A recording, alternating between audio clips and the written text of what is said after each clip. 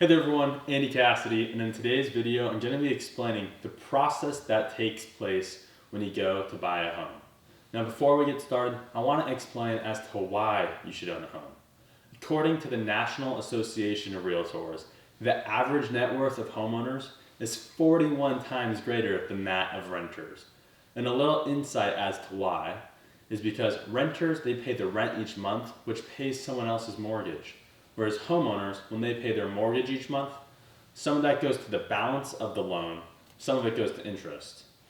And also homeowners get to ride this wave of appreciation. So that is a little bit as to why homeowners have such a higher net worth than renters in most cases. Now, when you're going to buy a home, you want to understand what you want. You want to know how many bathrooms you want, how many bedrooms you want, how many square feet roughly, what type of location. Are you gonna have kids or do you already have kids? Because that may affect what school district you want. So these are some things to keep in mind when you're gonna buy a home. Also, you wanna work with a real estate agent who has knowledge, experience, and success. You don't wanna work with someone necessarily, not in all cases, but necessarily, who's never closed a deal before, because if this deal turns into a more complicated one, they won't have that prior experience. Likely they won't have that knowledge to help you get through it and help you get your offer accepted and close escrow and you be able to buy that home successfully. So work with a real estate agent you like, who's easy to work with, responds to you quickly, and who has knowledge, experience, and success. Next, you and your real estate agent together are going to search for your home.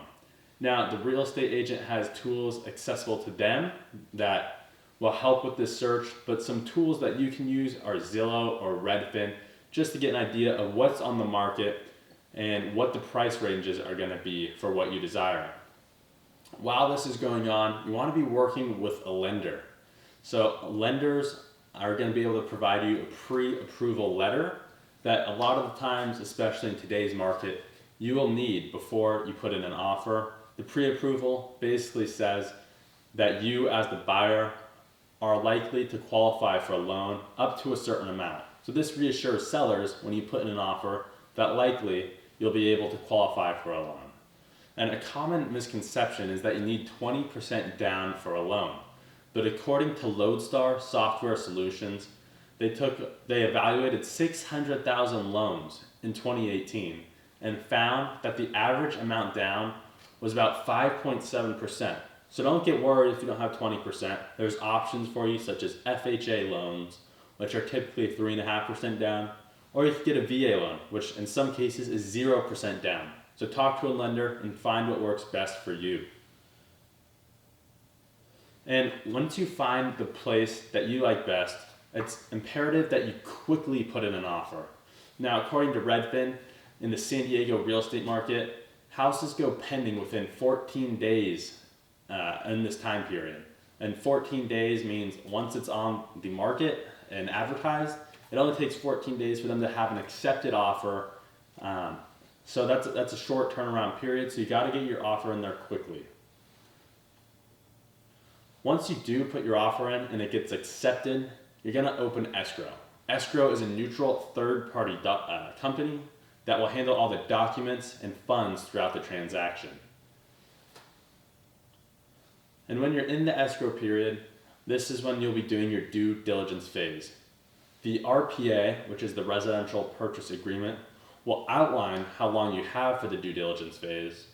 And in this due diligence phase, you want to go to the property and take a look and make sure there's no huge items needed, such as maintenance. You want to make sure that the roof doesn't have a lot of active leaks, there's no leaks with the plumbing, there's not a bunch of scratches and stains on the flooring. So this is your opportunity to find what's wrong with the property so you can address it when you're in escrow.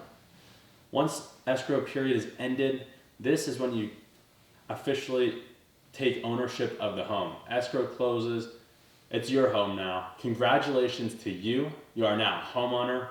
Hopefully you can get into the 41 times higher net worth range that we were speaking of earlier. And congratulations to you. This is a tough process, but you made it through it.